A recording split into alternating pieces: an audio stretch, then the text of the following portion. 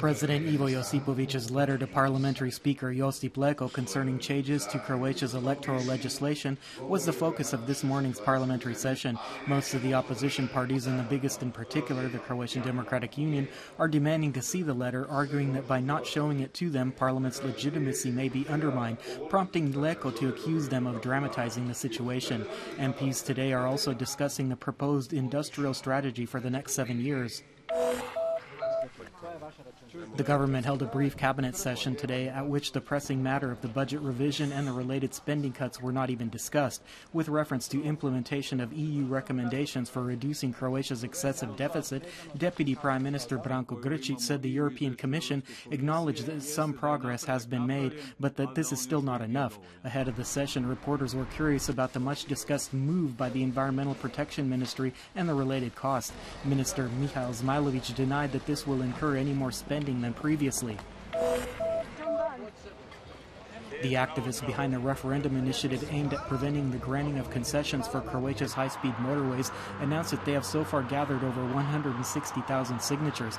According to the Public Administration Ministry, they need to collect over 450,000 signatures. Otherwise, last night, Prime Minister Zoran Milanovic posted a video statement on social media sites to explain the benefits of the so-called monetization of the motorways, explaining that the initial payment of a concessionary lump sum will cover most of the public debt owed for motorway construction.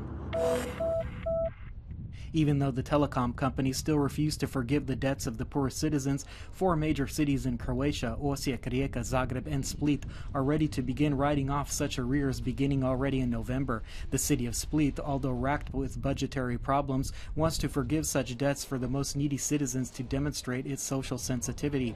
According to the available data, over 12,000 citizens of Split have blocked accounts due to debts. The write-off for municipal services and utilities will pertain to debts up to October 1st and will be a one-off measure. Croatian Book Month, aimed at popularizing books and reading, has begun, and for the first time it was launched in Split under the central theme of love. In the city's public library, school children read love poetry in the Dalmatian Chakavian dialect to mark the occasion.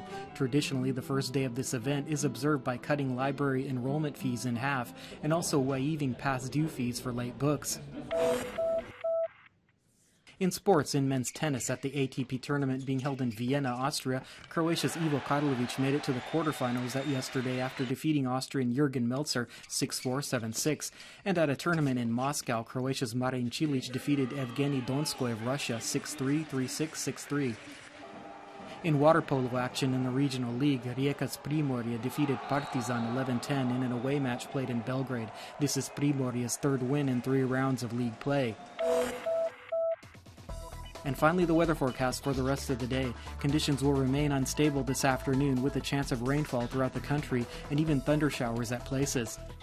Sirocco and southwesterly winds will blow on the Adriatic coast with northwesterly winds on the open sea. The sea will be slightly to moderately turbulent with water temperatures ranging from 19 to 22 degrees Celsius. Today's high air temperatures will range from 17 to 21 degrees Celsius inland and from 20 to 24 degrees down the coast and adjacent regions. Temperatures inland will remain warmer than average as the week continues, although a slight drop is anticipated. Some rainfall can still be expected tomorrow, especially in the afternoon, when there will be a possibility of heavier showers accompanied by thunder. Conditions will stabilize by Saturday, but with chillier mornings. Fog may persist at places, especially on Sunday. Rainfall will continue on the Adriatic coast tomorrow, especially in the north, where locally abundant precipitation can be expected, accompanied by southwesterly and Sirocco winds. Precipitation may persist on the central coast into Saturday morning. Moderate bore and northwesterly winds will blow that will abate by Sunday when skies will be clearer.